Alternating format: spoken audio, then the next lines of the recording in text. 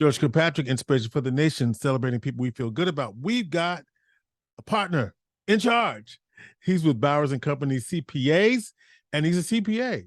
Yes, sir. And he is here. His name is Bob Teska. He is here as one of the panelists for one of the workshops on economics and financial literacy. So, Bob, thank you for coming on and talking about this.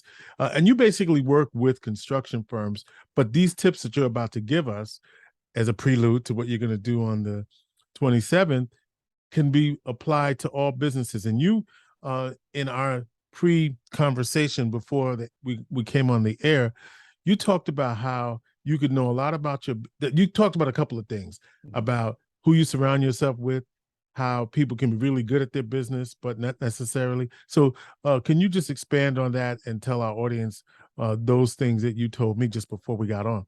Absolutely. So, I think one of the tenets I follow in life is to surround yourself with people that are strong where you might be weak. And so what I was discussing with you is that a lot of my clients are incredibly gifted at running their business. I work with a lot of contractors. They can build buildings, they can hang sheetrock, they can make your lights work, and they do that very, very well. But what they don't do well is some of the back office stuff, as far as, related to me, the financial end.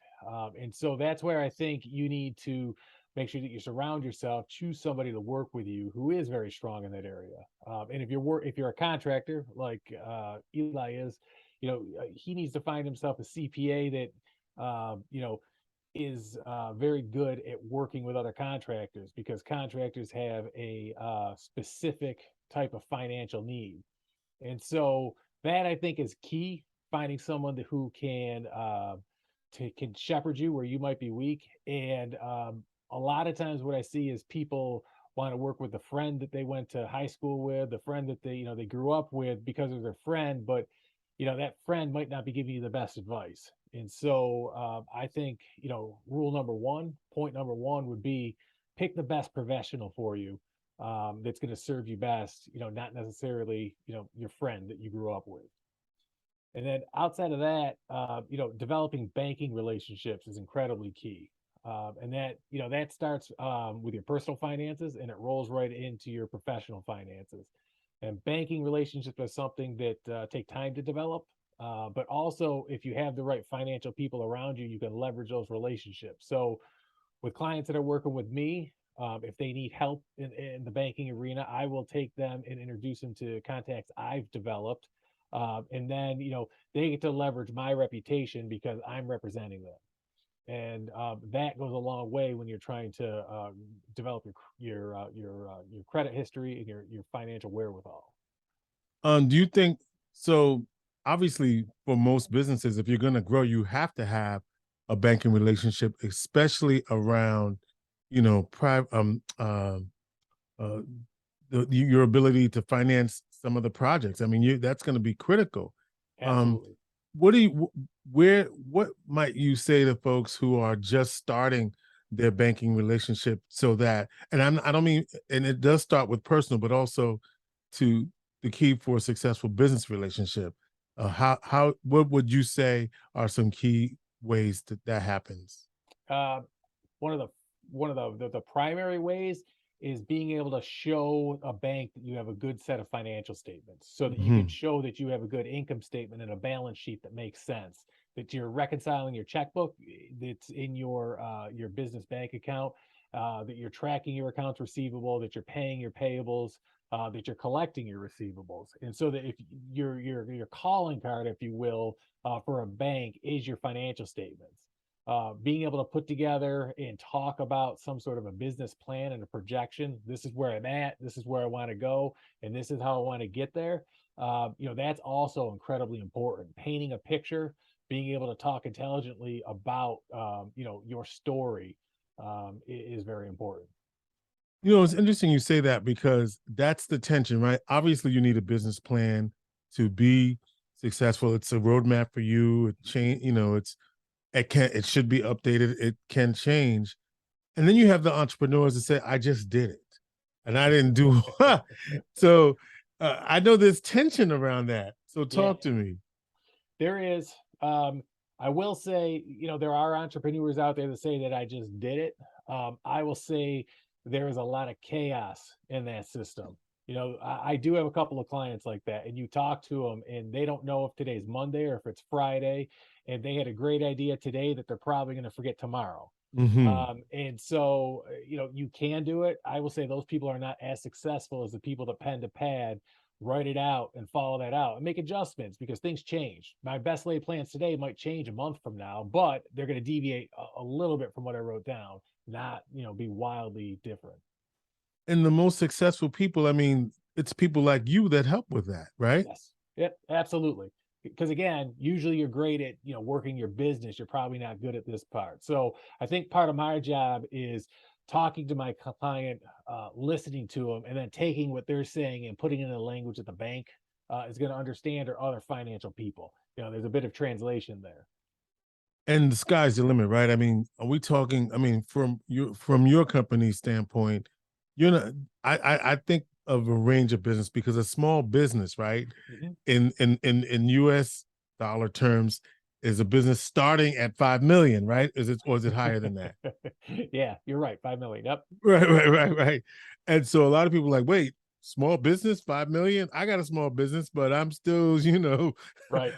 so to get to that level, there's some steps you got to take. There's some things you got to do. You talked about making sure your financials are in play, making sure that you got a strong and solid business plan, Mhm. making sure that you have a good team around you, Yep.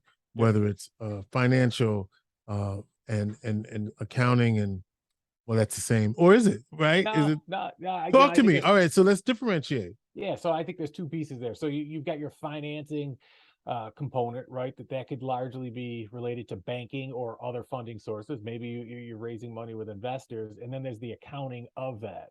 Where do the dollars go, and then also where do we want to go, right? From forward-looking, forecasting, and projection. So I do think there's some deviation there. One other thing I think I'd mention is, you say small, the definition of small business is $5 million, but I'm starting today and I've got, $0. Right. I think it's really important not to get ahead of yourself, right? Like I want to get to that $5 million mark, but it's okay to celebrate the wins when you get to 10,000 and 20,000. Right. And if you do 50,000 in revenue in year one, don't say, all right, how do I do $1 million in year two? Maybe we do 150,000 in year two, because growing too fast is actually the number one way people go out of business.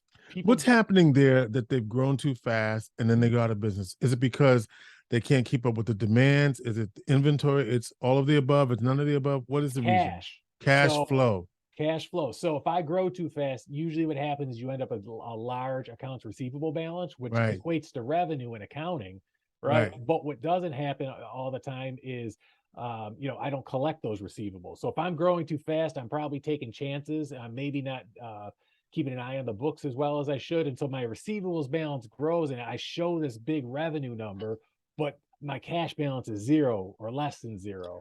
Right. Um, What do we call that? I used to love that when I was in banking, looking at aging, right? yeah, And how many days turn with yeah. inventory and oh boy, you unlocking a part of my brain that It's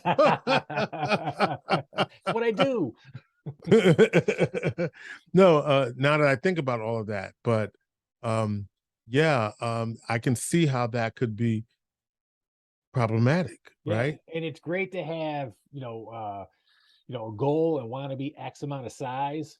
You just got to take the time to get there. Do you also think that we're talking with Bob Teska? He is a CPA, Bowers and Company CPAs, and he's part of the Dream Summit panel, Yes, sir. where he will be talking about financial literacy and economics.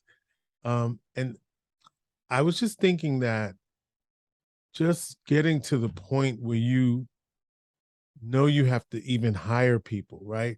That's often a tough decision as well, to know when it's time to add to your team, to invest in others Mhm. to make your dream happen. Yeah, that is, yeah, that's scary because now, one, it's going to cost you money, right? But two, you've got the responsibility of somebody else that probably has a family, and you've got to be able to keep them busy, to make them productive. But also, a lot of times what we just see is the inability to give up control. Mm-hmm. I've done everything this whole time and I know I can do it, the best. But now you're bringing somebody else in and you got to delegate and let them do something. And, there's the 80-20 rule, right? So if someone can do something 80% as good as you, it's time to delegate it. Mm. Right. And, and then that frees you up to go do other things. Bob, any other tips you have for up and coming businesses, some businesses, micro businesses? What about the little guys? I know we've been talking about the big guys. What about the little guys? What would you Hey, say? sometimes little guys turn into big guys. And, I Look think at Eli, right? exactly, and I think, I think people need to dream big, but take small steps. Mm-hmm. And I think if you do that, regardless of what size business you want to be and aspire to be, you can be successful. Mm-hmm. And when do I need you, the CPA? You need a CPA out of the gate, Out of the gate. Yeah. right? Sometimes you can start with maybe a smaller CPA, and then you'll outgrow that, and you'll need somebody else. But you need financial coaching, unless you're gifted at it, right? But you should have a firm grasp on the accounting of your business out of the gate. You don't want to get to the end of your first year and have a shoebox full of receipts and not know what to do with it. I'm looking at you. Oh. No. No. Wow. Well, look, tips like that is what we need to hear. Bob Teska, he is CPA, partner in charge of Bowers and Company CPAs. He is located in Syracuse, but he's also going to be part of the Dream Summit panel, the Dream Summit presented by Eli Smith, mydreamsummit.com. We've been talking about it pretty much all day here. And Bob, we thank you for your tips. Any last words of advice? Come to the Dream Summit. There you go. That's some good advice. Bob Teska is in the house, and we appreciate you taking some time. Inspiration for the nation. Thanks for having me.